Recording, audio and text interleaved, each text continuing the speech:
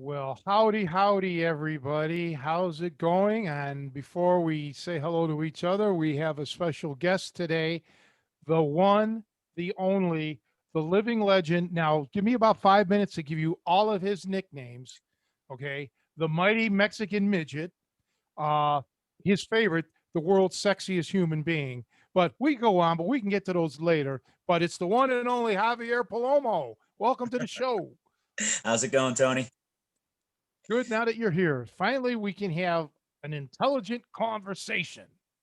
Well, I'll do my best to hold up my end of the conversation, but Joe Cardinal's got me very distracted already with his excellent background here. So, like I was saying, finally someone with some artistic appreciation. I've had this on for several months, and it's been largely ignored by other of our, podcast. But thank you very much. When you talk about the comic books, I brought up the comic books before. That's a nice touch. Nice touch, Joe. Thank you. See, there you Merry, go. That's Merry Christmas, Nico. Nico still has his Christmas lights up. Merry Christmas, buddy. Trying to keep the holiday spirit, man. All right. He's got them up early for next year. I think we've still got a couple up in the background here, but the actual tree's gone, thankfully. So I didn't do anything this year, nothing. So that's cool. I don't think I did it last year, so that's all right.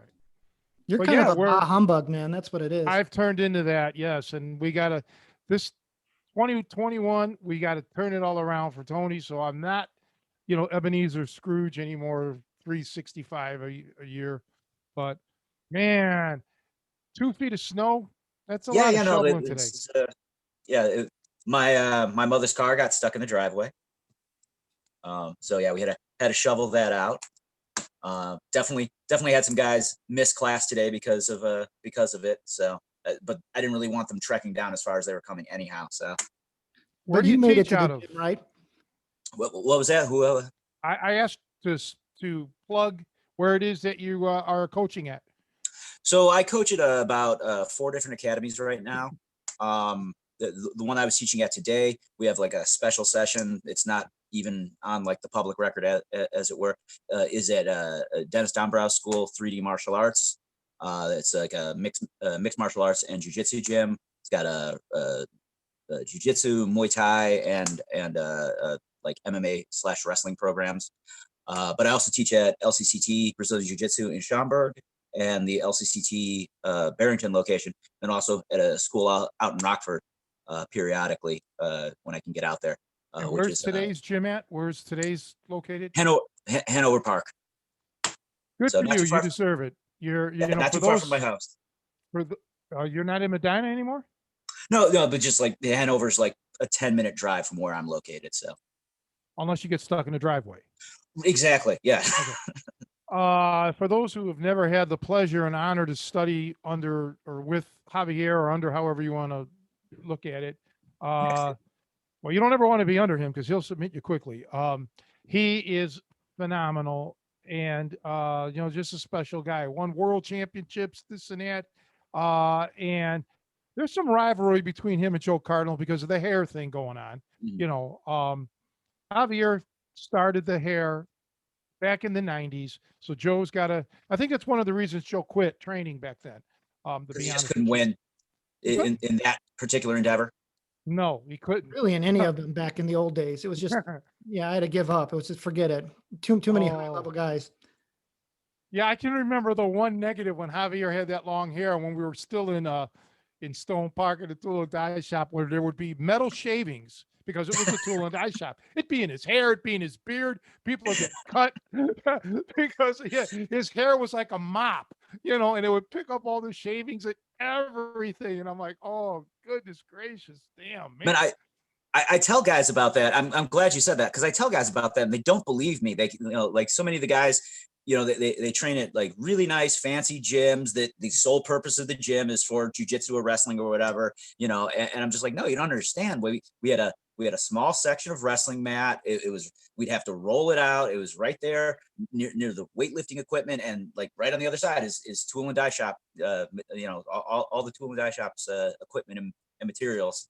And yeah. Oh, it's the truth, guys who were watching that didn't believe it. And that's being kind. We had the hardest training there was probably anywhere. And I mean, anywhere. It was really rugged. And we used to not have a wrestling mat. And I don't know if Javier, if you were ever there before that, but there were at least that was a little before my time. Yeah, there was a few years that there was no mats. And so we're wrestling on concrete, solid, reinforced, heavy duty, concrete. And yeah, that was really, those were the days, man. I sort of, in a way I miss all of that, but think life goes on, but you never got, go ahead. I was gonna say, I don't think your elbows or joints would be missing that too much, they're all messed. Without the wrestling mats. Yeah, they're all messed. Well, it's just that, you get, people get, like Mickey in Rocky said, the worst thing that could happen to a fighter is he gets civilized. And I think that's one of the negatives about a lot of the training we've talked about. It's too civilized. It's too cushy, too nice. And then when you get into a place that's not nice, oh my goodness, it's culture shock. But boy, it's good to have you here. You never got to meet Nico. Hopefully you guys will. But Nico moved, I think, we're to South America or Southern Indiana, somewhere, right? You're far. We'll just say down south. Yeah, there you go. Yeah, Nico's in hiding. This show has really boosted his popularity, and I know that there's budding starlets, and I believe several established Hollywood sex symbol legends that are stalking him, that want him for. Skipped right over like the standard grade groupies and went straight to the top. We're saying. Oh, he's Italian. I mean, they cannot resist this guy. So right. Talking about Hollywood stars, I was really excited about having Tony and Javi together because it dawned on me last night. I was watching John Wick and I was like, oh my God, it's like John Wick meets Charles Bronson. That's what we've got going on right here. Just earlier in the week, I happened to be watching The Magnificent Seven. It was on, streaming. And I was like, that's right. Tony. A young Charles Bronson is Tony. Like just a slightly less Italian than Tony, but it's spitting image. Honestly, I don't know if anybody else sees it. So we've got like a good crossover here. Yeah, I can see the John Wick. Yeah, Javier kind of looks like John Wick. I'll let my hair down and put on my black suit, and we'll get the final look. Well, my dad was a coal miner, and as was my grandfather on his, my dad's side. So Bronson started out as a coal miner somewhere in Pennsylvania, where my dad is from. So, but maybe you're related. Charles, no, he's like Russian or Polish or Eastern Bloc for sure. No Italian, but can't have it all. But he did have Jill Ireland that he stole from his friend. That's kind of strange. You can give him a pass for that though. I mean, it's Jill Ireland, right? Yeah. Didn't like Ryan O'Neal steal Farrah Fawcett from Lee Majors? Yeah. Going back some years here. Yeah, you guys probably weren't even around. Yeah, Nico's going to have to Google all these names. Usually after every show, we have to have him go off and do research because he has no idea who we're talking about. Well, I can't believe there's I got to take notes. Well, Farrah Fawcett, come on. She kind of transcends generations. And she was the hottest thing, the biggest, most famous, probably female human being, maybe in the world, but for sure out of America in the 70s. My goodness. Yeah, well, I mean, I was born at the tail end of the 70s, and I'm pretty confident that none of my kids or most of the guys that I work out with that are, sub 30s would actually know who Farrah Fawcett is at this point. What a shame. Boy, what a shame, because because even when I was a kid, I knew who Olivia, what's her name, Elizabeth Taylor was. I knew who Sophia Loren was, and Gina Lollobrigida, and all of those, Ginger Rogers, Rita Hayworth. But I guess it's different strokes. But they all have, with the explosion of internet the last 20 years, 25 years, and cable television. So there's a lot of, people to draw from now. So yes, I could see how they wouldn't know Farah, but And yeah, also she apparently was they're all stalking Nico. That's what I'm getting from this conversation. every single, to my knowledge, I could list 3 women who are not stalking Nico that I know from Hollywood. One is Oprah. She's not interested. Sorry, Nico, I don't know how you feel about that, but I'm going to air the dirty laundry. That's a letdown. Yeah, I Yeah. was gonna say she could fund a couple gyms for us if that were the case. So don't, Well, if that ever you comes up know, again, let her know all of us are available, basically, for Oprah. yeah, I was actually kind of shocked because Oprah, spent a lot of time here in Chicago, but I'm not sure that she realizes that Nico had a Chicago connection. Maybe if she was a little bit aware of that, um, she wouldn't. The other woman who's not interested in you, Nico, and I know this one is going to hurt, but Roseanne, she's Oh, that hurts. I know it. I know it, and Such I a think, beautiful singing voice too. I mean, the lullabies. well, he screwed it up because originally she was trying to get in touch, and he must have said something on the show or did something. Don't know what it was, but now she doesn't want to have anything to do with him at all. I don't understand. So far, this podcast is just nothing but regret. It sounds like Yeah, well, That's pretty much been the theme throughout. the whole. Okay. Well, I thought for 2021 we were trying to turn things around here. But so who's this mystery third?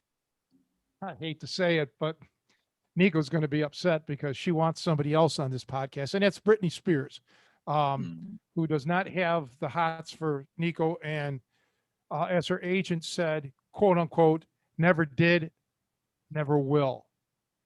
Dang, that Yeah. hurts. Yeah. But then, and I'm not going to mention any names, but then the agent asked me, so how far is Downers Grove from Chicago? So I don't live in Downers Grove, so you can do the math, process of elimination. So yeah, if that actually does come through, you guys will never hear from me again. Oh, I hope it comes through, man. I really do. I hope so. Goodness gracious. That could make it happy 2021. So there, it's a win-win kind of scenario. Right. Absolutely. So Javi, I know she's.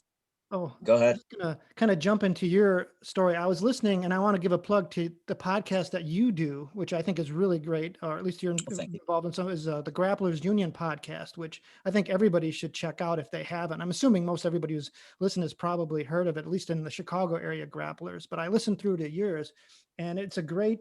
I encourage everybody to find the Javi episode, which is like I think episode 2, where you kind of go long form over your very lengthy and diverse martial arts career. It's a great story. I love Yeah, listening. my meandering path through the martial arts. But like if people are just like, if you were going to give them kind of like the Reader's Digest of that and kind of give them some context for like what your journey's been about, would you kind of lay it on us? So the Cliff's Notes version. Yeah. So I've always been interested in martial arts, even when I was a little kid. I grew up in the era of like Samurai Sunday and Kung Fu movies. And, as I got older, eventually became ninjas. So all that stuff was very cool to me, but I didn't really have an opportunity to study martial arts very much as a kid. My mother enrolled me in like Tung Sudo at the Park District, karate.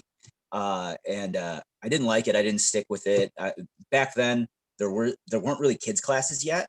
So I was just thrown in with like teenagers and adults. And that very much convinced me at an unfortunately young age that martial arts was hard and not for me. I wrestled in high school. This is in a time when most people wouldn't probably have considered wrestling a martial art. Didn't do great there either. And actually quit my sophomore year because I was tired of both doing ridiculously hard conditioning, like running stairs and doing crazy amounts of push-ups and whatnot, and also getting my ass beat by people that were much better wrestlers than me. And it wasn't until about 1995 or so, 95 to 97, that I started actually pursuing martial arts. The UFC was already a known commodity at this point. I hadn't seen it like live on pay-per-view, but I had seen, we were up to like UFC, I don't know, 3, 5, something like that. I had seen it at in VHS tapes. And me and my buddy Jeff, tried to figure out a lot of the moves on our own based on like watching UFC fighters perform them. We're also pretty big pro wrestling fans. So we definitely screwed around with some crazy low percentage submissions, trying to figure out how to do, figure 4 leg locks and Boston crabs and things like that in his basement, while also figuring out how to do like rear naked chokes and arm bars and things. So I ended up getting into Filipino martial arts and like more traditional Japanese jiu-jitsu indirectly because of my buddy Jeff. I located a school that flew the Carlson Gracie Bulldogs, and I recognized that as Gracie Jiu-Jitsu, just from the Bulldog symbol. And my buddy Jeff started taking classes there. He's like, hey, they've got that, there's this very popular movie at the time starring Jeff Speakman called, what was it, The Perfect Weapon? Where he used Filipino stick fighting sequences in the movie, and I thought it was incredibly fascinating. He's like, they got a guy that does that here. I'm like, in the jiu-jitsu class? He's like, no, he runs a separate thing. I was like, I'm there. I'm so there. So that became like, I got more involved in martial arts through that. And because of the way like the Filipino martial arts community kind of is, where there's a lot of, or at the time, I don't know if it's still the same, I'm kind of out of things, but there were a lot of seminars and a lot of people would travel around the country teaching and whatnot. So I got exposed to a lot of different martial arts through Filipino martial arts and Jeet Kune Do, which are kind of intimately tied together here in America because of guys like Danny Nasanto. Through sort of the Jeet Kune Do world, I was exposed to shoot wrestling, Shuto. And in sort of researching that and just reading things, I discovered this martial art that I was otherwise unaware of because there weren't books or anything out about it, called catch wrestling. It was just like a cliff note in like the origin of shoot wrestling, that it was like this hybrid art that included catch wrestling, and I couldn't find anything about it. Like there wasn't much known, and I just kind of put that on the back burner for a good long while as just something in my head. And years later, like 1999, this is, I stumbled across at the time the Underground Forum, and there was like different sections for jujitsu and judo / sambo and wrestling, and I gravitated to the wrestling section right away, having some background in wrestling, and there were these 2 guys that were like moderators at the time. One guy had the audacity to call himself Bruce Lee. And the other guy was Tony. I couldn't pronounce his last name, but it was very Italian looking. So I'm reading this forum and watching what these guys say, and I thought it was very insightful. And like, you got to realize this is still very much in the era where Brazilian Jiu-Jitsu is, I don't want to say undefeated at this point, but like is considered like the dominant form of martial arts and mixed martial arts. You need jujitsu. Most people at this point aren't really convinced that wrestling or other martial arts styles have much value. We hadn't seen like guys like Maurice Smith and whatnot really at the time hadn't really hit fully. But a lot of stuff's going on. But overwhelmingly, like the cult of personality for the Gracies is really strong at this time. And Tony was very much talking about like things that he felt could be done differently, opportunities that were missed, things like that. And I got really fascinated with what he was talking about. And some of that, because like not that I was like a massively counterculture guy, but at least some of that was like, oh, this guy's talking about like stuff that nobody else knows. It was kind of obscure and fascinating in that way. But I also just like really liked his approach to things just from reading. And he had a website. It was like a GeoCities website, if I remember correctly. And on the website, it listed an address. I was like, oh my God, his gym is in Addison, Illinois, which is like down the street from me. At the time I lived in Bloomingdale. And I'm trying to puzzle it out. I'm trying to figure it out. I'm like, where's this guy's gym at? Because like I know a lot of the local martial arts schools then. And I kind of figured based on where the address was, I'm like, oh, I bet you it's in that Taekwondo school down the street. So I grabbed my buddy Todd, and we get in the car and we, you know, like there is no Google Maps or anything, guys. Like we just got to figure it out, you know. And we drive down, and I'm like, oh, this isn't the street. Like, we go to the Taekwondo school. This isn't the address that I thought it was. It's further down the way. So we head further down the way, and I'm like, okay, here's the street, but this is like a residential area. Huh. I wonder, okay, maybe there's like a community center or there's some other businesses back there that I don't know about. So we turn down the street, and we're like looking at streets and everything. And I'm like, this guy put his home address on his website. So you see, this is how how good of a stalker he is. Wait, this is very low level stalking. Like I said, you put your personal address publicly on your website for anyone to find. So I'm like, well, okay, I guess I'm not going to just drive by his school and see what it's like. So I sent an email and was basically told, like, yeah, don't come. You know, we don't want you. I think Dave was actually answering your emails back then. Dude, I totally got that same response from Dave too. No wonder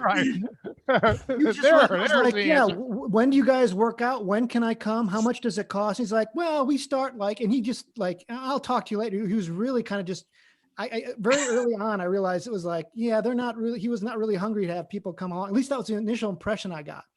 It's funny you say that. This is news to me, honestly.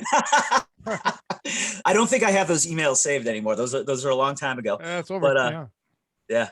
So regardless, Dave gave me the information. He's like, you know, here's the gym. You know, these are the times. Actually, I take that back. He didn't tell me what the times were. He asked me when I could make it in, and I said what times I could get there. And he's like, that's no good. How about this day? I'm like, yeah, sure. You know, I'm really excited to come in. And so set that up. I drove on down to Stone Park. I'm still looking for a gym. No one has prepared me for the fact. I mean, it had been talked about, but when the guys would refer to Tony's gym as the tool and die shop, I thought it was like a former tool and die shop or something, like you know, like it had, you know, like many garages or many gyms are like built in a garage or something like that.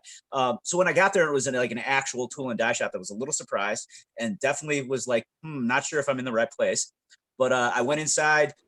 Dave was there. Tony was there. I believe Brian was definitely there. I think Bruce was also there at the time. Sorry, just a tiny bit of background. In the email, I had said, because David asked like what my experience was. I'm like, well, you know, I've done Filipino martial arts and I've done Japanese jiu-jitsu and I've studied a bit of Shuto and Sambo. You know, I don't have a extensive grappling background, like but I wrestled some.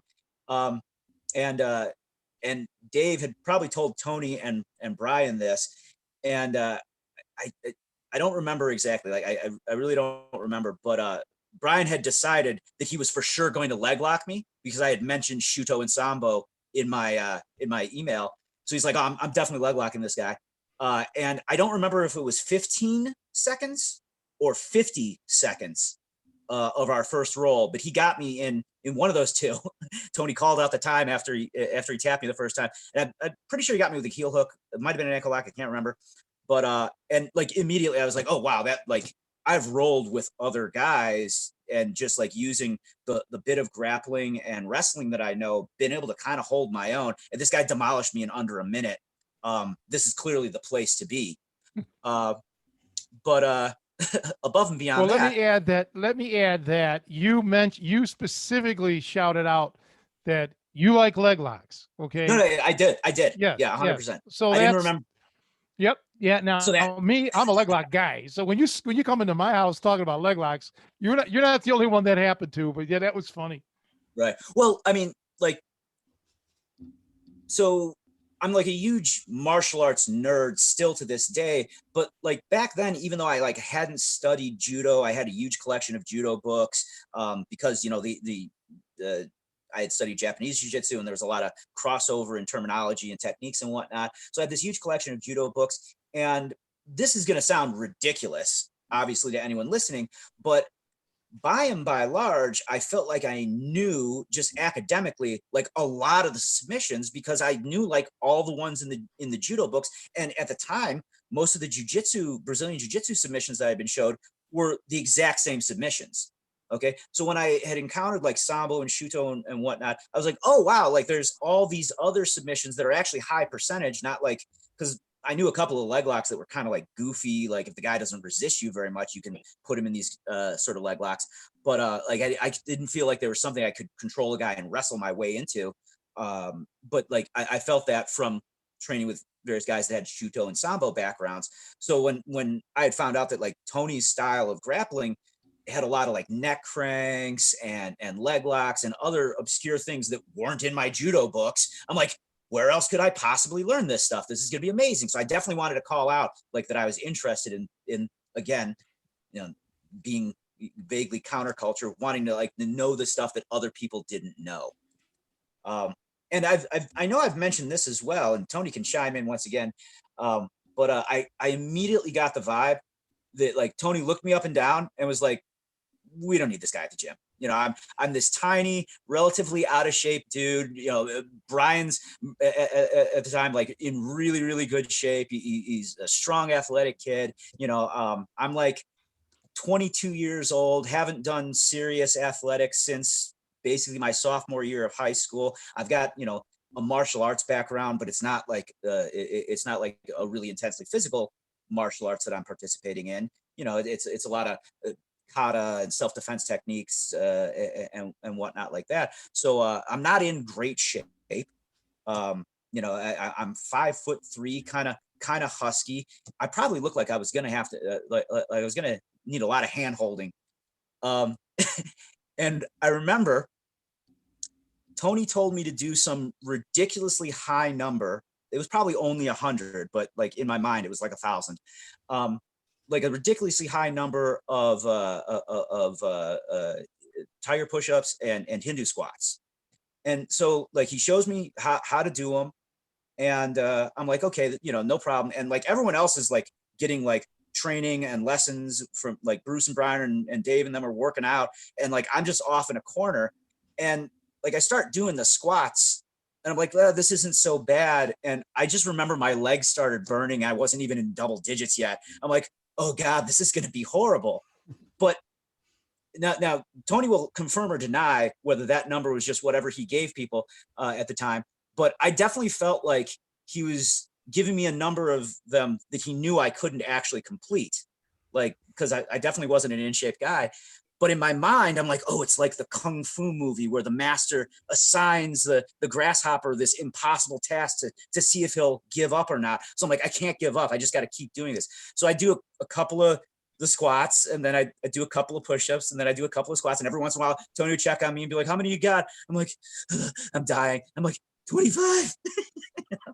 Well, you're 5'2". I figured you could do 1,000,000 of them. You don't have that far to go.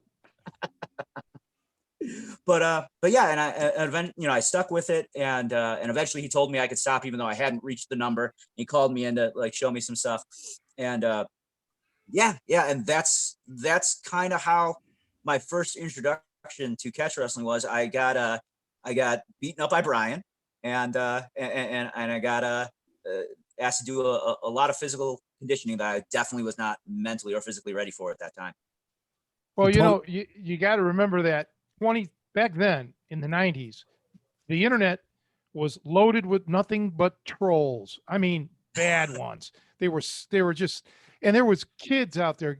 We were all young. I was a little bit older, but I was in my 30s only. But there's guys that actually had no business showing anybody anything, and you know, they were bullshitting their way into charging people 75, 100, $125 an hour, you know, for private lessons. And these guys literally, I mean, knew nothing.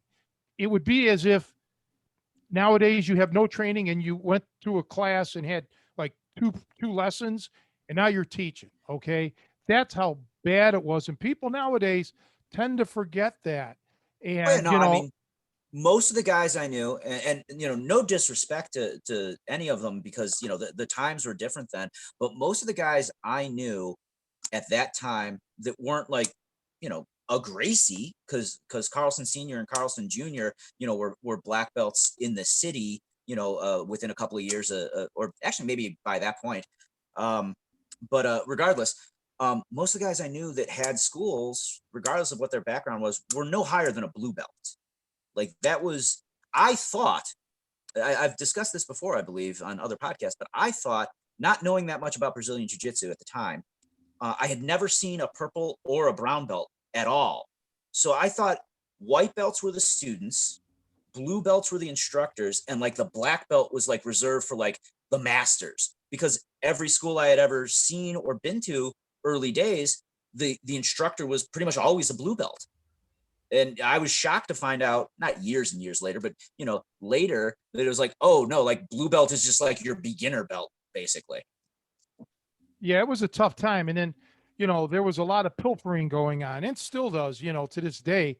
But unlike the literary world or even music, where if you steal, you're going to get caught and you're going to lose a lot of money, you know, by plagiarism, for plagiarism. Uh, there's no honor in the martial arts. So people were taking my techniques, never giving me credit. Of course, never doing them properly because, you know, if I even met them, it was only going to be like one lesson, so there's no way to master it. So I was very particular, you know, about you know, who I'm teaching and what I'm teaching. Because where's this guy going to go with this? Is he going to start giving all the credit to Brazilian Jiu-Jitsu, when that wouldn't be right? So that's why I'm sure Dave and all of us were like very protective of myself, of me, and the stuff that I was teaching. And it's no offense, because then once we got to know somebody like Javier or Joe, you know, then okay, the door is wide open. Here, pick my brain. I'll teach you. You know, I'll show you anything you want to know. Well, I mean, also back then, I mean, let's be honest, we were in the tool and die shop. It's the back of Kevin's building. You know, you don't want to just let any Yahoo into the situation. It was a private club. Yeah, I had to go. You know, a couple people before Javier tried to get cute with me, and they never got cute again. And you have to be, yeah, you had to be really careful. But another thing, until like the Lost Art of Hooking series really came out, um, you know, it isn't like it is today, where everybody has a video camera and it's quick and easy to make a quick video and upload it somewhere on the internet. That didn't happen. Okay. So, you know, I couldn't just show techniques like you can now. I could, if I had a body here, I could show something right now. Right. So back then it was like, you know, but Yeah, I mean, yeah, like, you know, just like the culture back then, you know, I don't want to, but like these days you can get above and beyond the fact that there's like plenty of stuff on YouTube and various other platforms. But these days, you know, like you buy an instructional, I think the default assumption for most people is when they buy an instructional, it's going to be a digital video that they download or stream through some online service.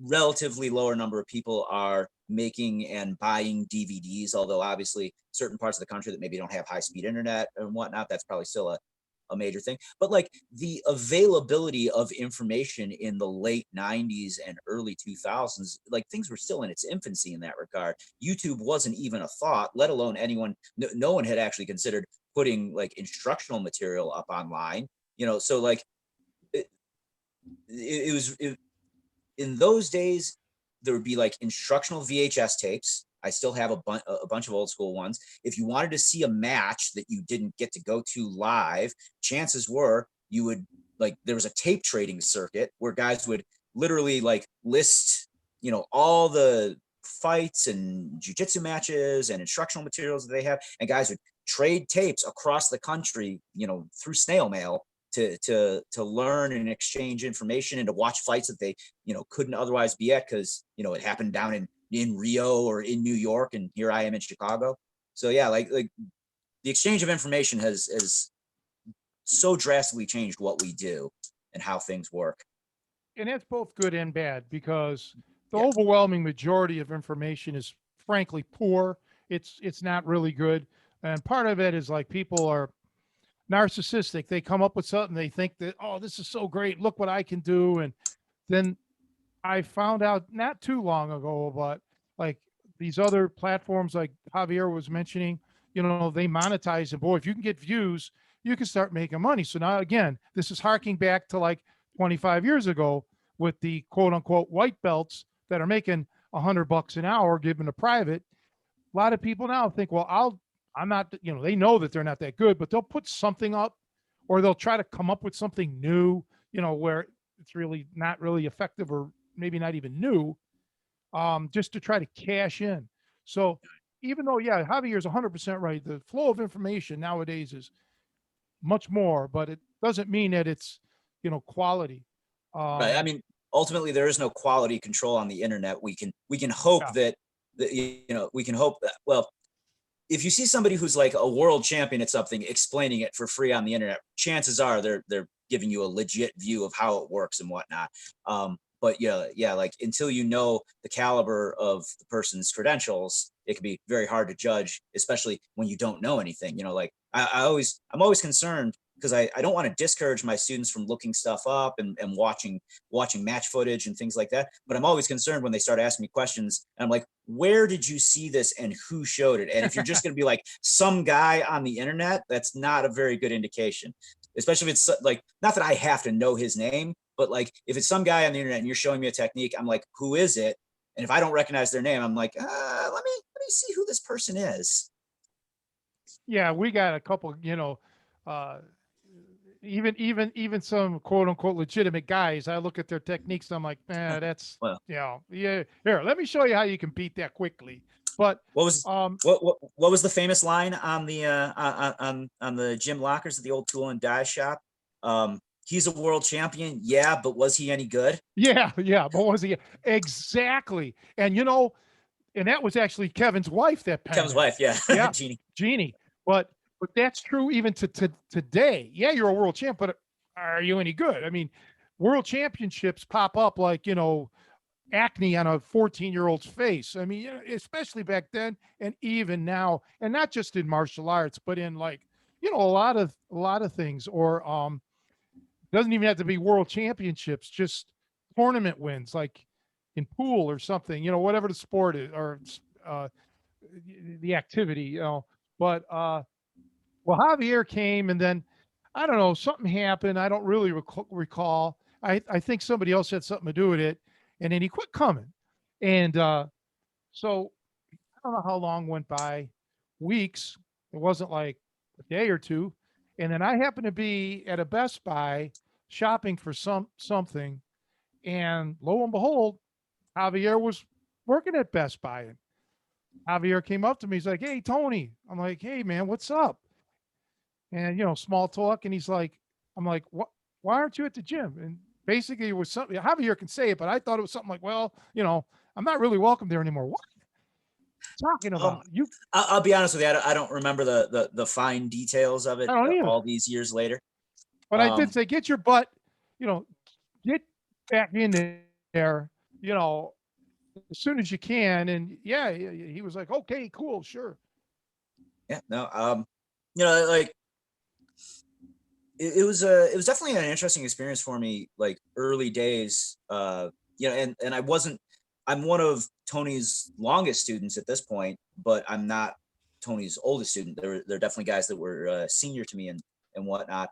But like early days, like a lot of the stuff that we did was specific preparation for certain individuals, either because they were, coming in specifically to train with Tony from out of state, or in some cases out of country, or for our guys that were certainly at the time way more advanced than me, like Brian, who was looking to take compete with it, take matches and whatnot.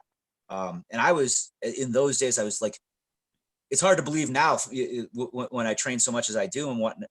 But in early days, I was very, very casual about it. I was like, I'm very interested in this. I want to learn it. But all I can afford time-wise is, 1 or 2 days a week. And then eventually over time, it became 3 days a week and then 4 or 5 days a week. And, and then I'm putting mats in my basement, and it just built from there. Yeah, I was So, very frustrated with him because he had a lot of potential. But it's weird now saying this, but back then he wasn't in shape. He had a hard time Definitely not. staying in shape, and life got in the way, personal things and business, his work, and everything. But he wasn't given at the time, that I really wish that he could have. And and then of course he didn't do any of the striking and any of well, nobody did back then, which really Right. upset me more than anything.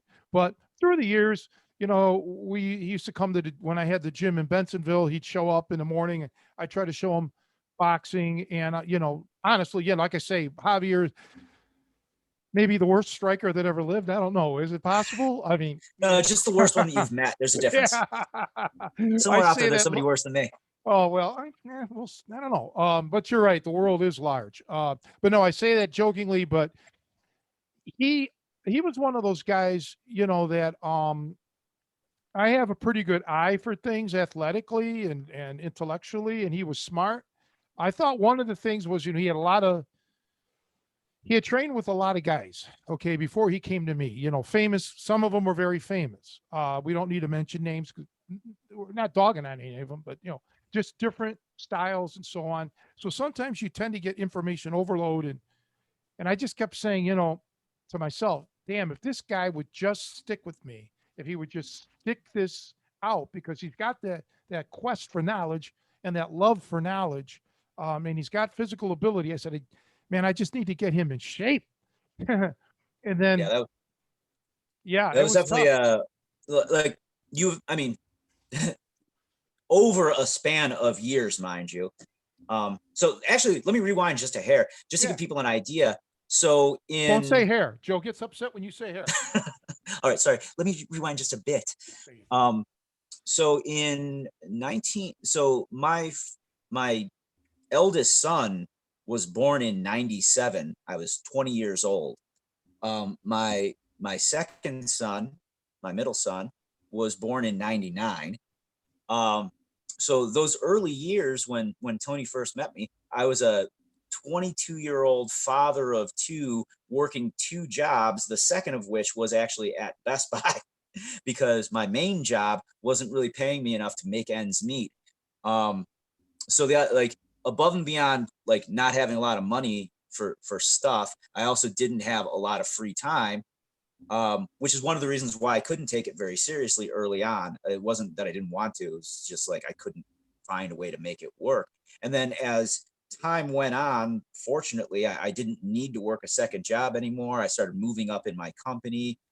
When we eventually moved the gym to Bensonville, it was super convenient for a while there because my office was, my day job office was based in Bensonville. And this is going to sound like absolutely terrible in some ways, but ultimately my marriage fell apart while on the phone with Tony, might I add. Right. True story. Yeah. But yeah. Oh man, we shouldn't laugh about it, man. No. All these years later, it is definitely funny. But yeah, my first marriage fell apart, and that was when I like really committed myself to training super hard all the time. Tony was able to like help me whip myself into better shape, not as good a shape as I could have been, honestly.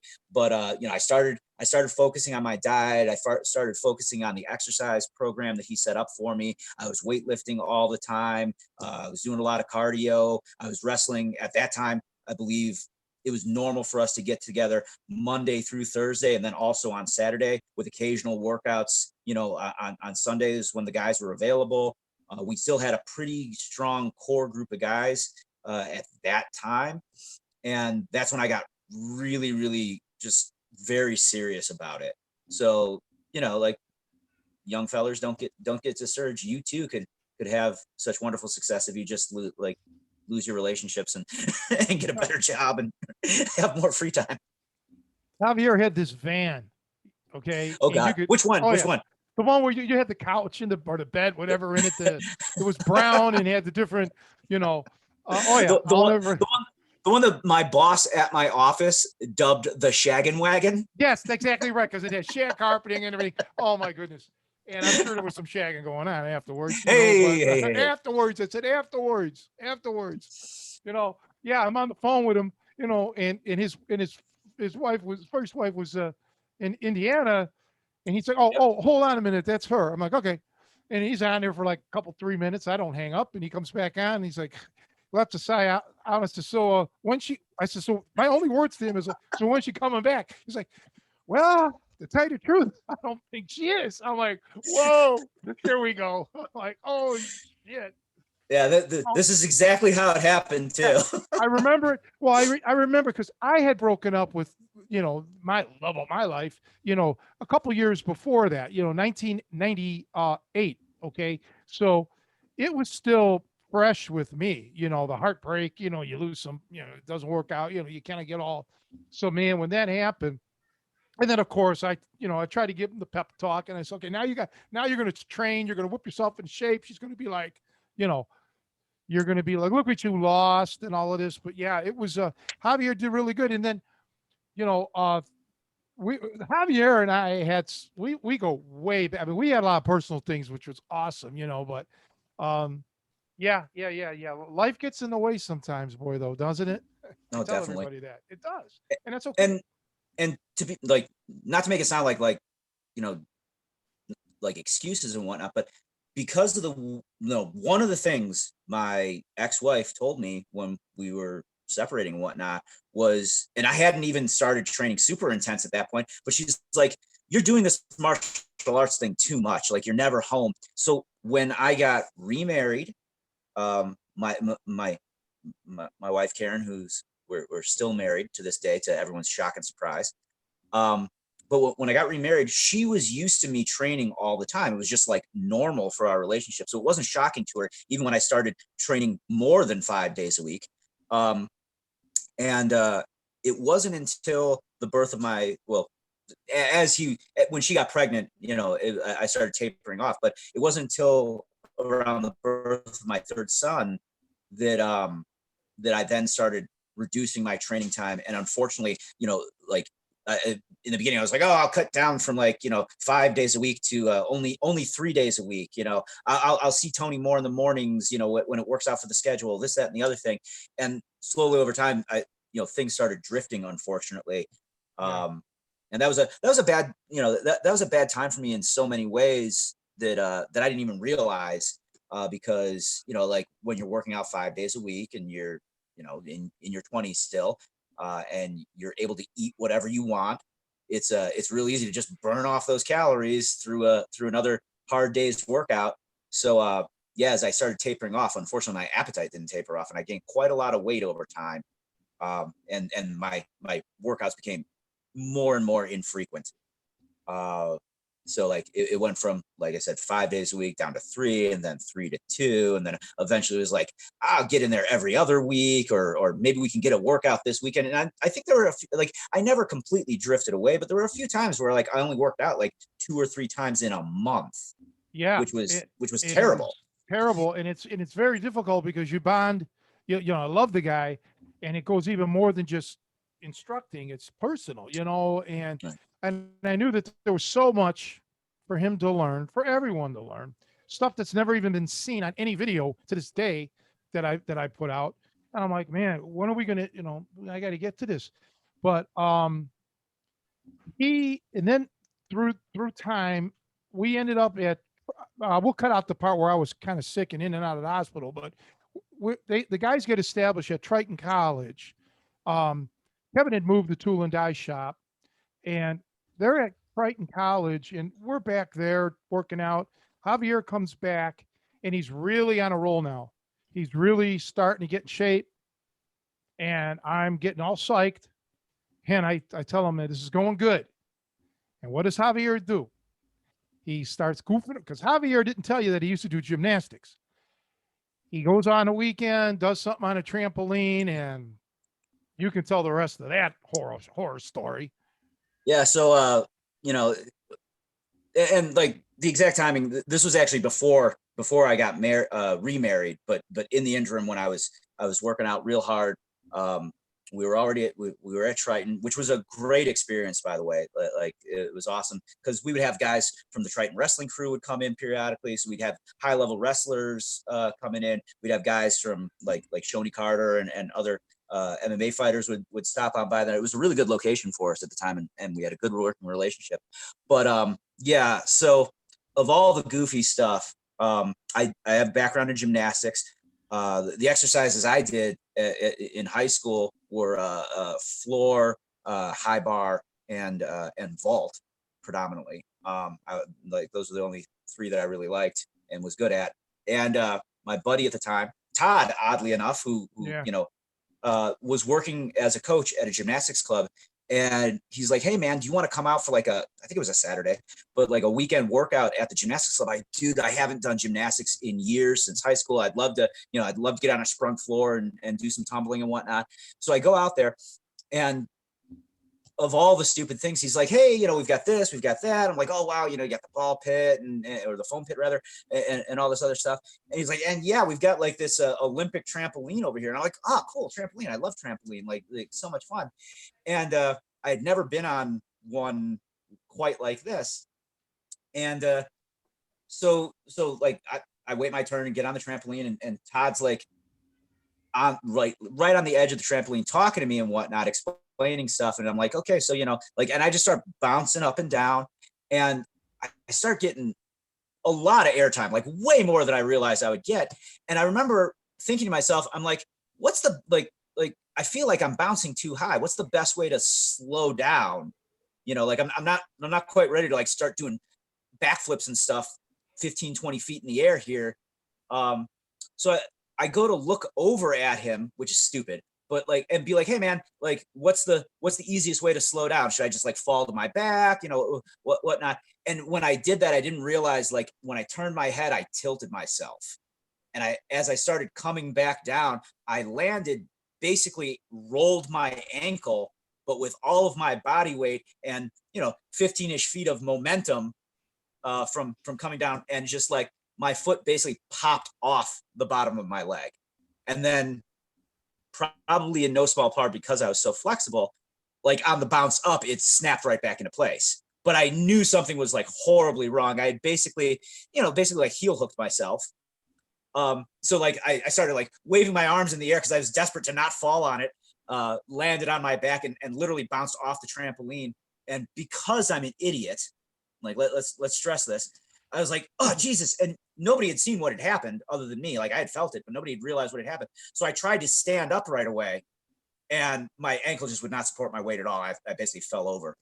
And he's like, what happened? I'm like, I think I sprained or broke my ankle on your damn trampoline.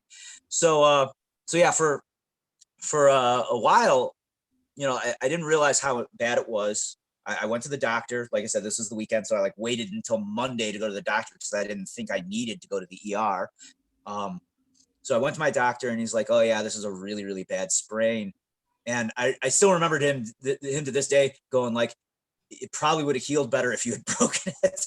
And I did not think he was telling me the truth until literally years later, when it still wasn't properly healed and I had to have surgery on it because I wanted to be able to dance with my wife at our wedding. So yeah, I very badly fucked up my ankle. I wasn't able to train regularly. I even remember it was rolling around with Martin. I thought I was largely recovered, and I got on Martin's back and put the hooks in, and I spread him out and flattened him out, and his hip landed on my ankle, and I like scream tapped because I thought he had rebroken my ankle. So like it was a massive impediment. I couldn't do like normal conditioning. I couldn't even take a shot anymore. And to this day, I've still got the scar from the surgery on my ankle. Almost everyone I know thinks that like I got my leg fucked up in like some kind of leg lock war that I came out on the losing side of. But yeah, like one of the worst injuries I ever suffered was because of a trampoline. Yeah, I remember you being on the sidelines at Triton on the exercise bike because you couldn't run. Because I couldn't run. Couldn't do anything really. Couldn't Yeah. wrestle. I didn't want you to, because inadvertently or accidentally have something bad happen. But you were there that day that I had an injury at Triton. I was training for the strict curl world record, and I mean, I'm curling, and I would work out and lift. I would lift before the workouts, the teaching, and Javier was with me. Yeah, I just felt. I said, "Hey, something's not right with my hand. I think I just, I gotta. I think I'll be all right." And as it turned out, I had a spiral fracture in my wrist from in my forearm from curling that day. But it wasn't as severe as his, no way. But I knew something wasn't right. I'm like, I just it'll be fine, you know. Yeah, And you didn't think then it was a break. yeah, right. I didn't know, you know, and that pretty much. I mean, not because that was just timing, and then that kind of put the end of all my heavy lifting because that's back when I was benching the most and Mhm. lifting the most. Uh, and then I remember because shortly thereafter I met the other love of my life, right? And I had the what do you call it, the The wrap, you know, brace. the brace and everything. Yeah, and that was in 2004 when that happened. So that was like I broke it right around February, I think. I don't remember exactly, but right around Thanksgiving or Valentine's Day, because yeah. But you know, we all have our share of injuries. You know, it happens. But both of those didn't happen wrestling is what our point is, boxing or Yeah. fighting. You know, it just happened. I don't want to say anything to jinx myself, but even when I, you know, blew my rotator cuff and everything, you know, that was and the labrum here and the that wasn't wrestling, that was lifting. And when I blew this bicep, that was lifting. You know, but You gotta and be it careful with was this. You're gonna terrify people and scare them off yeah, of lifting. well, the thing is, don't be afraid of lifting. Just I was training for world record poundages here. When I was working my grip, I was going for a world record. When I was doing the curls, and that was a world record. Um, but that I wasn't training for a world record when I blew this out. That was just a freak thing. That one I didn't even have a lot of. Well, for me, I didn't have a lot of weight. I think I had 140 on the curl bar. You know, that was like a joke weight for me, and just it just went. Let's point out he's talking about curling my current body weight. He's like, Well, it's a joke. yeah, I'm so I don't mean it, but you know, I was doing reps with 250, you know, Right. when I was going for my uh thing. Those were the days. But I just want to say, like, so I grapple with a lot of different clubs. I've trained with a lot of guys. Many of them are heavyweights, and to this day, it's always amusing to me when I introduce you to people, and like a lot of them have at least seen clips of you, if not full on instructionals by you, and they kind of know that you're a big strong guy, especially if we look at like the lost art of the hook of hooking, but as soon as you shake hands with them, I see it in their eyes. yeah, And yeah, I like yeah. my but imagine now imagine my handshake I don't have to and imagine it. I well remember it. Oh, you're talking about well Radvan? right now you'll Okay. multiply this by a factor of probably four. I don't know, but I don't even that's want. No. I I I felt that all the time, you know, and so it was just, you know, incredible. And yeah, the grip, when I tell people, you know, the grip, I to this day I get people like not workout guys, but just people in general out in public. I you know, I get yelled at for shaking their hand hard, and you know, Rodvan went through that too, but I get people pissed. So I've learned through the years to really not shake anybody's hand hard, you know.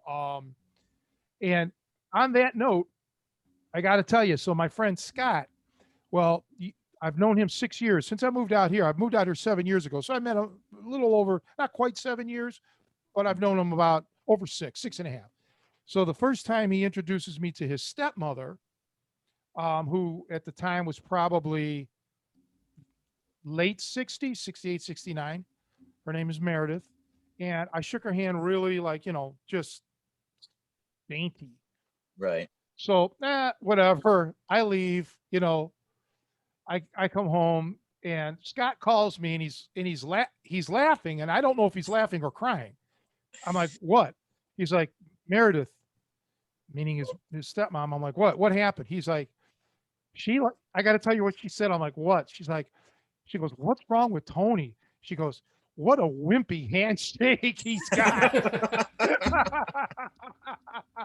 and Scott started laughing. He's like, Ma, or Meredith, he's like, no, he's got a really good handshake. He just didn't want to give it to you. So I'm damn if I do, damn if I don't.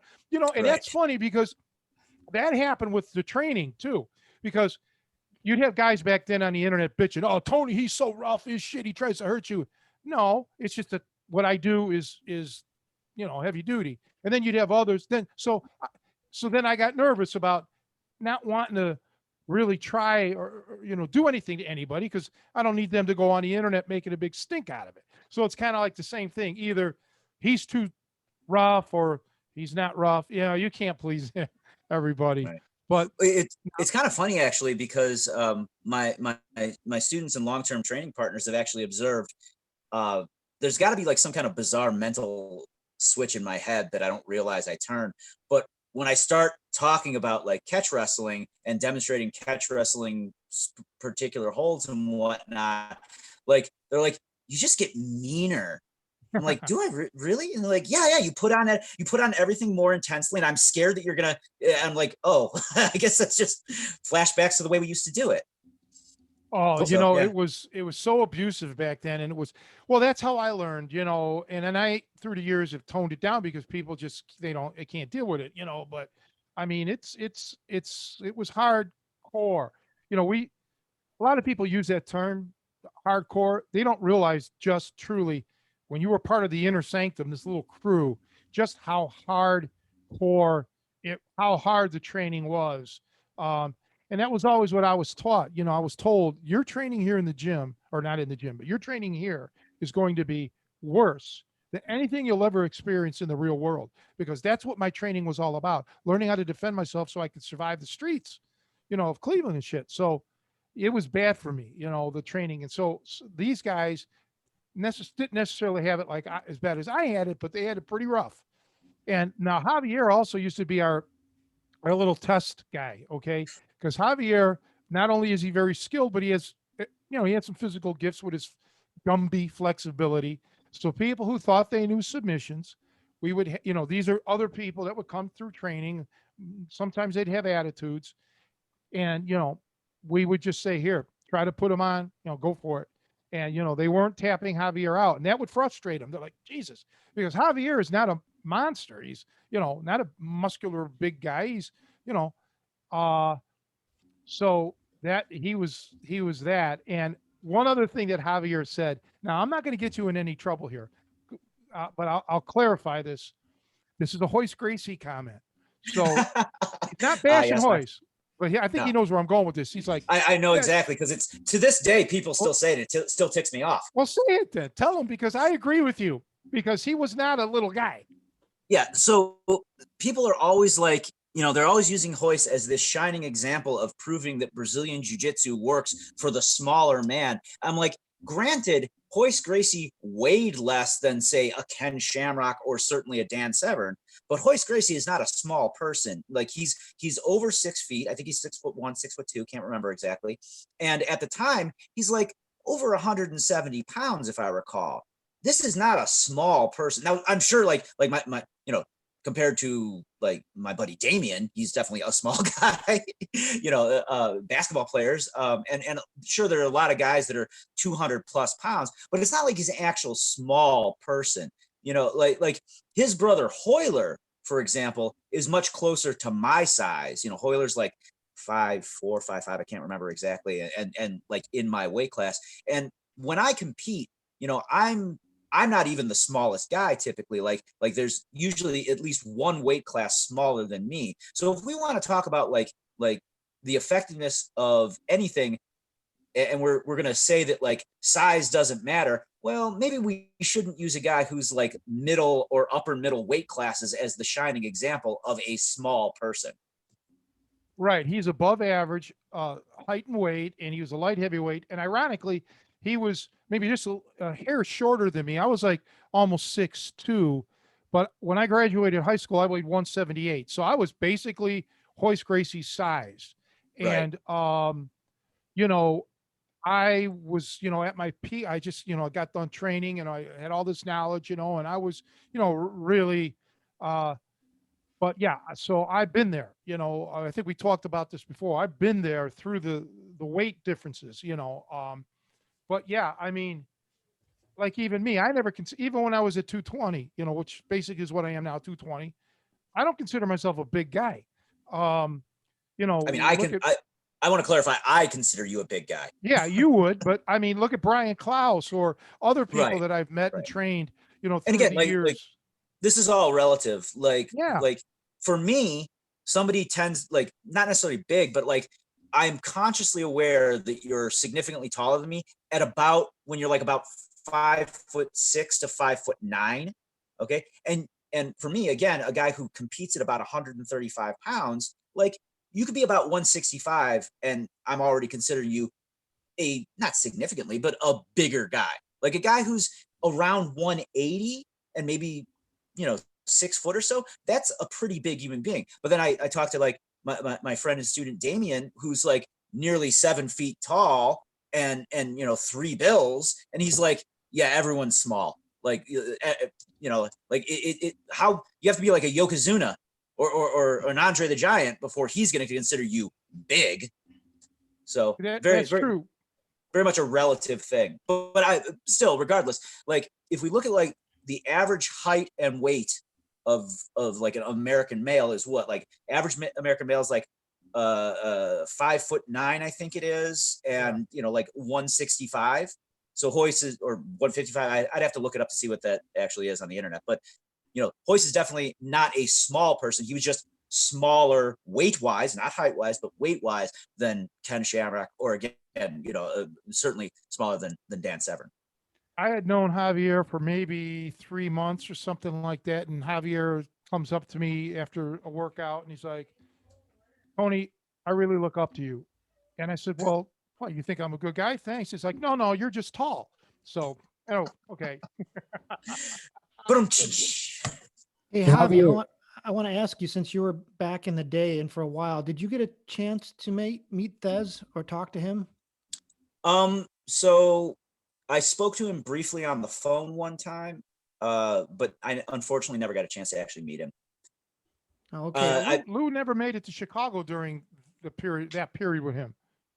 Yeah. Although like one of my sort of bizarre fond memories was one time Tony had gone down to Florida to visit with Lou and some other people down there, and they had just had a conversation that about wrestling and life, and Tony had filmed it on like a small hand camcorder, and it was at, I think, the breakfast table. I guess I don't really know what time of day it was, but I just remember like throughout the conversation, Lou's sitting here and he's eating like an everything bagel with like grape jelly or something that he's put on it, and the conversation just keeps going on, and he's out of bagel, and he just looks down and he grabs a spoon and he spoons out a spoon of grape jelly and just eats it, and like I'm like, man, that guy. I was just it was such a weird little detail, because like you have to understand, I come from like despite being a pro wrestling fan, I don't come from like a wrestling household at all. I was the first person in my family to actually wrestle, and I was kind of like the first person in my family that even liked pro wrestling. But I remember it was a weird thing. I was talking about Tony and catch wrestling, and Lou Thesz's name came up, and my grandmother knew who he was. Like, didn't know him personally or anything, don't get me wrong, but like recognized the name. And I'm like, Jesus, how famous was Lou Thesz back in the day that my grandmother, who has never done anything with wrestling, knows of him? So Yeah, he was a stud. He was well known, he was the best, famous.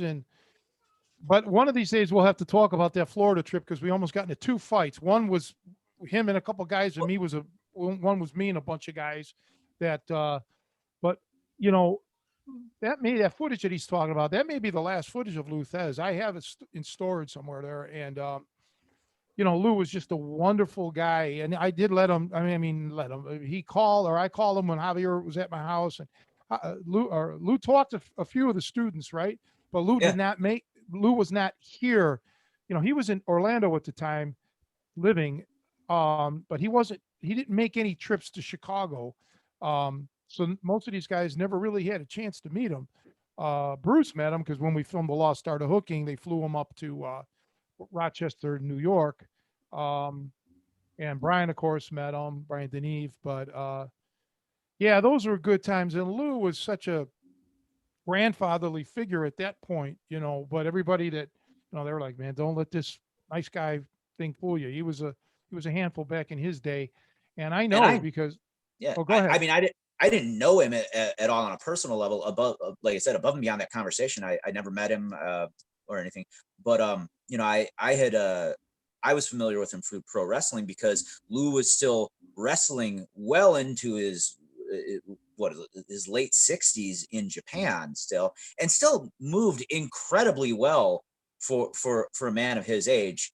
Like it was honestly very impressive, some of the stuff that he could do and the way that he did it. So you could definitely see, like, you know, without getting into like a huge pro wrestling tangent, but you definitely see he knew what he was actually doing and was capable of doing it, you know, in not just a working situation.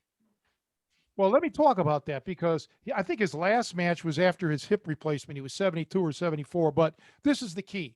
Unlike others, Lou kept his weight. Okay. In his prime, Lou weighed 220 or 225. You know, you go like I do, same thing. At one point, he did say he was going through some personal issues and he got up to 250. It's the most he ever weighed, and he quickly dieted down.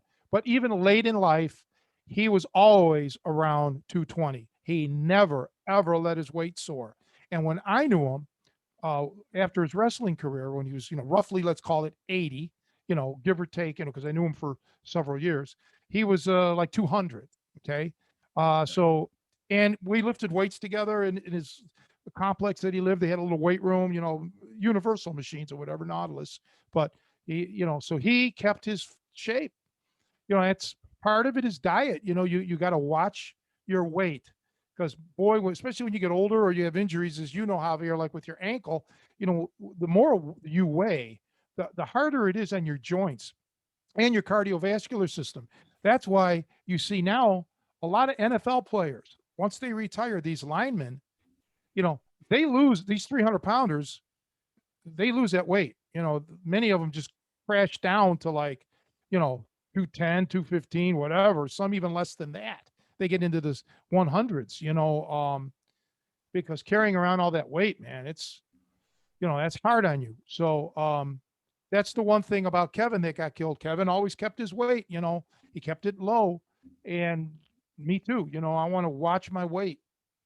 And I'm Yeah, I sure mean, as I, huh? it was Kevin actually that, you know, when I started getting in shape, that really hammered, like, really got me on the diet that I was, which was at the time it was basically Atkins, but you know, like a high protein, you know, high fat, low carb diet, which I've basically stuck with since then, you know, as just like lifestyle diet. Yeah, he was a great guy, Kevin. And Kevin met Lou, and you know they were like old Did he buddies. You call know. did he call Lou Duber? I need to Oh know. yeah, no, he didn't call Lou Duber. No, I mean Kevin had a little bit more respect than that, a little bit more knowledge. But oh, that was funny. Yeah, for those who don't know Kevin, that was his nickname for people that he cared about or liked. His affectionate nickname was Duber. Hey, how you doing, Duber? You know, we're not going to say what he would call people that he didn't like. Yeah, no. No, we don't need to go there. But yeah, no, those were days that I miss. Uh, you have no idea, especially now that, you know, through 20 years roughly of everybody's lifestyle changing and health and live life and death. And, you know, I don't know if there exists a core like that we had. We had some fun times, and now it seems to me like from what have told me and things, it's a lot easier on the internet. You know, pretty much everybody shares information and gives credit where credit's due and blah blah blah. Back then, man, you know, we were the man, they people just used to like to lie and make shit up about me or us and on and on and on. And it was just brutal and it really wasn't fun. There was absolutely no no fun. And you guys were my oasis. You guys were my fun. If it wasn't for you guys, I would have just said, to hell with it, man, walk away. And then there would be no catch wrestling today. Believe me. So, I feel, you know, that I would not have made it through it without you guys. And you're part of that too, Joe. You were there back in the day. Thank you. I mean, Javier, have you? I remember wrestling Joe at least once or twice back in the old tool and die shop. I was definitely there, and I do remember you there. Yeah, I mean, Yeah. you were definitely. I think we were like the misfit toys of that group, because the other guys were kind of, well, everybody had their own idiosyncrasies, but there was definitely like, and it's funny how much I can relate to your experience of like, oh shit, today Brian's in the workout. Like, I know I'm gonna get a beating now. You know, like Right. like like when he was there, I was like, oh, that's not gonna be a good day. But those were my memories. I was trying to pick his brain about that when he was on too. It was like, was that intentional, or is that how you? Apparently, it's how he treated everybody. It wasn't like it wasn't targeted. No, he was not. He was not singling you out. But I had other questions for you. So Javier, but like some people who maybe haven't followed your careers, I'm still kind of amazed at how many days and hours per week you're still putting into training. I mean, it'd be interesting to hear estimate, like how many average hours do you train a week even now? And so it's kind of, I don't want to say, because then Tony will chide me for excessive doing enough. overtraining. Well, and the other thing is, how do you stay? Because to me, it's longevity is kind of it's got to be a tough thing in the sport. I look at certain images, like I've seen pictures of Megaton's hands where they look deformed at this point, like where Right. he's probably lost a lot of fine motor skill and stuff. I mean, yours seems normal. Of course, that was not high res, but like, yeah, what do you like? Was there a specific strategy you had, or is it just like genetics, or So, what's going on there? well, okay. Let's be very clear. There may be some genetic component to this that I can't account for. Certainly, I had both a little bit of natural and because of my gymnastics training and other stuff that I had done, I had a very high degree of flexibility. That certainly, more so in the early days, but that certainly helped me help prevent a lot of injuries that otherwise might have occurred. I don't want to brag, but like I feel like I heal pretty darn fast when I do get injured. Like other guys that I know will get similar injuries to me and be on the shelf for way longer. So it's not like I'm Wolverine or anything, but like I just feel like I'm able to get back to it sooner. And I think more so than the fact that I seem to heal well is just the simple matter of I kind of, at this point, years and years of experience, I kind of know how to ease myself back into things and how to avoid stuff where it's like I'm not going to go back to the gym too early and like go too hard and get hurt. Like if I've got some kind of injury or tweak, I'm going to protect it, or I'll not do certain things. And I think one of the hardest things for a lot of athletes is actually, let me speak about my own personal experience here. I am very much a creature of habit. I have a lot of hobbies, and I get very obsessed with those individual hobbies, whether it be comic book collecting or video games or freaking stamp collecting back when I was a kid. Okay. Like I'll get super obsessive with it. And my main hobby at this point is martial arts. So because I get so obsessive about it, like I make it a primary focal point in my life, and I shape other aspects of my life around it. Now, not everyone can do that, but at this point, above and beyond the fact that I do it so much, I also get paid to do it. So like at least the wife doesn't complain quite as much as she otherwise might if I was doing it all for free, So it's part of my career at this point. But because of that, the ritual part of it is really important for me. So if I get injured, and I just decide to like completely stay away from the gym, I will start filling that time with other stuff. Okay. Because I have some, like, whether it be catching up on a giant stack of, well, these days it's mostly digital, but a giant stack of comic books or a bunch of books that I had to read, or a TV series that I heard about. Like, I'm going to find things to do at that time. And then when I am healed up and ready to go back to the gym, it's going to be hard to pull myself away from whatever has obsessively caught my attention in the interim. Does that make sense? It does So, to me, yeah. Javier, Yeah. do you have like any kind of recovery routine that you normally do to help recover from workouts? Not per se. I'd love to give people like this just the great advice on what I do, but understand that, you know, like I'm 43 years old. I am not training like I train hard, and most of the guys I train with will tell you that I give it to them, but I'm not training like every single round of a workout is the finals of some world championship. Okay. So like I'll find the points in a roll where I, you know, can go easy or rest. If I'm not in a situation where I have to scramble the whole time, you know, I'll get to a good strong control position and maybe slow things down there. You know, or I'll put a guy in a position where I feel like I can tap him out, not at will, but like with enough control that I should be able to get a tap pretty easily. And I'll hang there, see what he does, give him a chance to resist and try some things, and then I'll you know, shut it down and finish it from there. But overall, God, this is going to sound like such a bro science thing. Like, I didn't do this overnight, and I've just slowly over time built myself up to training 7 days a week. Most like on average, I work out 12 times a week. So I do 2 sessions a day, Monday through Friday, and then a single long session on Saturday and a single long session on Sunday. Again, I'm not doing murderous rounds on rounds that whole time.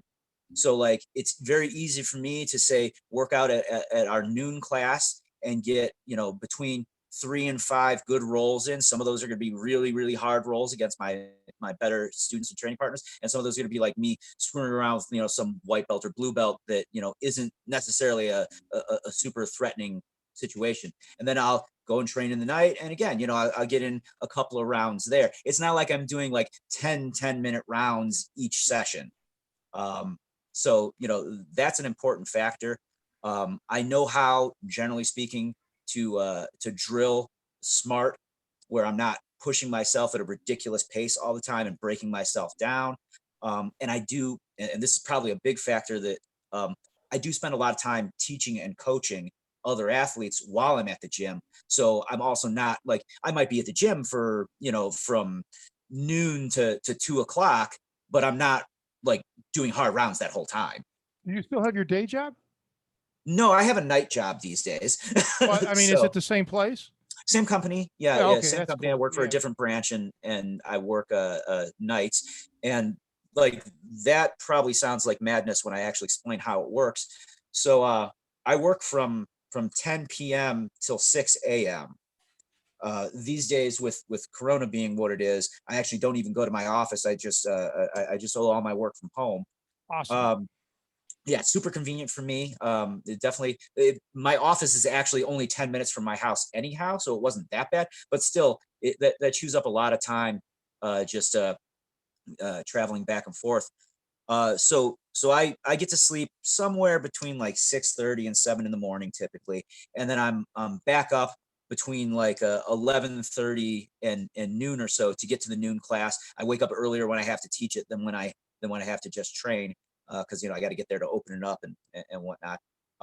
Typically, I'm at the gym from about, you know, training until at least 1:30 or so, and then, you know, we clean up and do stuff. So I'll usually be home and in bed and back to sleep by, let's say, 3 o'clock, 3:30, and then I'll sleep for a couple hours, get a nap basically, and then wake up again in the evening to train. Usually my classes are at 7 in the evening.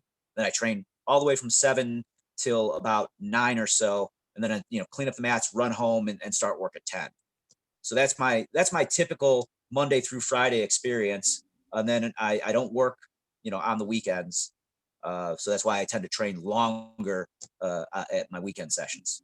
That's a tough schedule, man, but you know, it shows that, you know, you're dedicated, you love to do it, you know, and I wish you all the best with that, man. I miss my gym in Bensonville and the way that it ended. You know, that's something that I don't think I'll ever get over.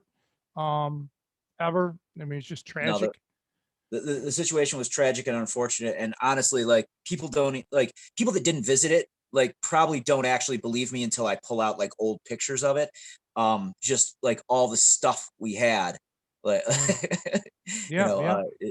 in terms of the sheer amount of equipment, the large volume of mat space we had, the bar. Yeah, the bar, the pool table, the tanning bed, the sauna, you name it. Right, right. It was Yeah, just I mean, it's funny you would say that, because like sauna has within the jiu-jitsu community, has, I feel like it's become even more popular. And when I tell people that like in my life, I've had two separate gyms that have had a sauna, and one of them was your gym. Like, people are like so jealous and like, oh my God, I can't believe you have access to a sauna right at your gym. I'm like, yeah, no, it's pretty incredible. So yeah, like, and we had that way, like sauna's been a popular thing, but like way before it was super popular, I feel, in the current grappling community. yeah. Well, the thing is, like I said, I mean, I came from an old school thing, like Rodvan was really old school, a lot older than Luthez. And then, I don't want to say Kevin was nowhere near that old, but Kevin was old school, and I was always old school because I was raised by my grandparents, World War II eras, so, that's it, and like I said earlier about me wanting to give up catch wrestling or quit, yeah, just think. I mean, nobody heard of catch wrestling, at that point in time, not here. I mean, maybe Like, eventually somebody would have drug it up, but, I just, like I said, the only references, like the only real references I could find to it at the time, as like a pretty serious martial arts nerd, like you could occasionally find some reference to like Abraham Lincoln. Okay. If you looked at like some old wrestling manuals, the term was used, but like I didn't have a historic perspective to understand how things changed and transitioned at the time. And then within the martial arts community, the only people that ever really talked about it were people that were involved in